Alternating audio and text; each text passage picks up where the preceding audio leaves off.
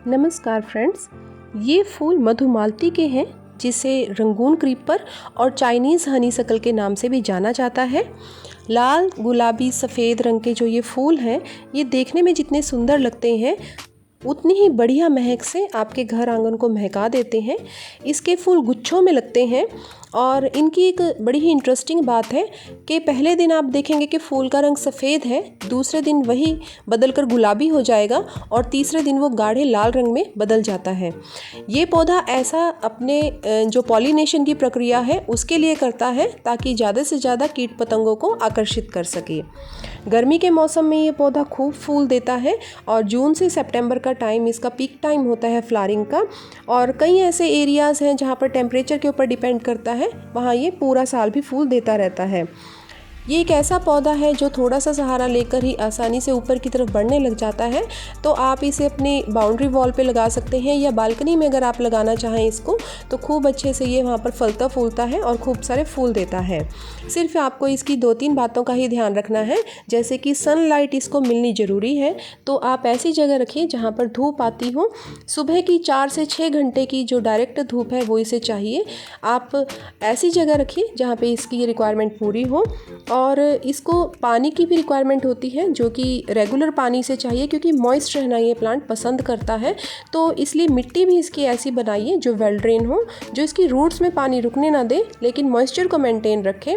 तो उसके लिए ज़रूरी है कि आप इसको न्यूट्रिशन से रिच मिट्टी बना कर दें, जिसमें कि आप गोबर की खाद ऐड कर सकते हैं या लीव कंपोस्ट ऐड कर सकते हैं और इसमें रेत डाल दीजिए ताकि पानी वहाँ पर बिल्कुल रुक ना जाए, सौगी ना हो मिट्टी। तो उसके लिए ज़रूरी है कि आप उसमें रेत भी ऐड कीजिए।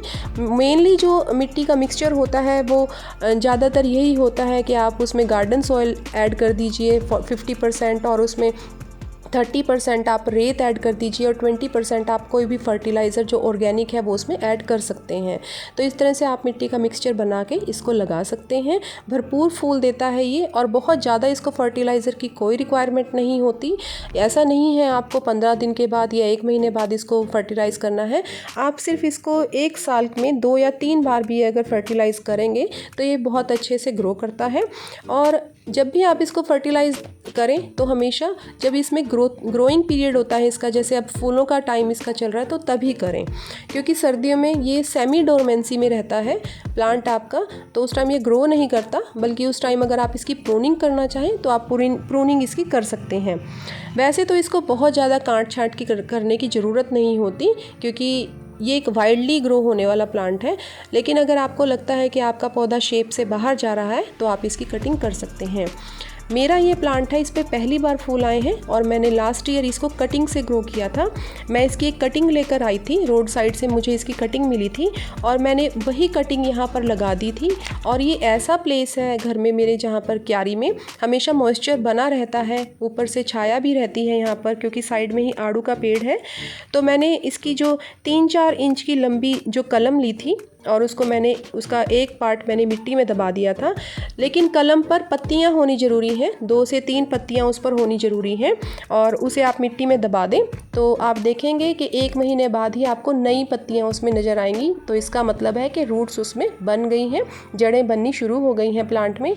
कभी भी अगर आप कलम से अपना प्लांट तैयार करते हैं तो ये देखने के लिए कि आपका पौधा ठीक से लगा है, कलम ठीक से लगी है क्या, तो उसका यही है कि आप जब देखेंगे कि नई पत्तियां उस पर निकल गई हैं तो इसका मतलब आपके जो कलम आपने लगाई है, जो कटिंग आपने लगाई है, उसमें रूट्स बन गई हैं। क्योंकि एक तरफ से शूट निकलता है और एक तरफ से रूट निकलती है। शूट ऊपर की तरफ निकलता है जहाँ पत्तियां निकलती हैं और रूट्स हमेशा नीचे की तरफ, जैसा कि आप जानते ही हैं। 1 महीने में ही इसकी जड़ें बन जाती हैं। एक एवरग्रीन प्लांट है, ये पेरेनियल प्लांट है और हमेशा आपके गार्डन को रंगों से भर के रखता है। आसानी से इसे आप कटिंग से ग्रो कर सकते हैं, जिसके लिए आपको सिर्फ 3 से 4 इंच लंबी इसकी एक कटिंग चाहिए जो थोड़ी सी मैच्योर हो और उसमें ग्रीनरी भी हो। देखने से जैसे कि आप इसे देख सकते हैं, थोड़ी पेंसिल की थिकनेस जैसी कटिंग आप इसकी ले सकते हैं और उसमें 2 या 3 पत्तियां हों।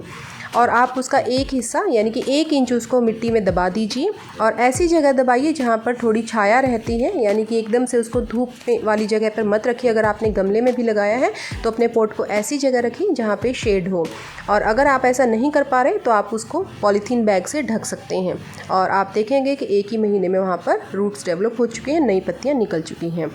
इस पौधे को लगाना जितना आसान है, इसकी केयर करना बहुत आसान है और इसके आयुर्वेदिक उपचार में भी बहुत सारे प्रयोग किए जाते हैं।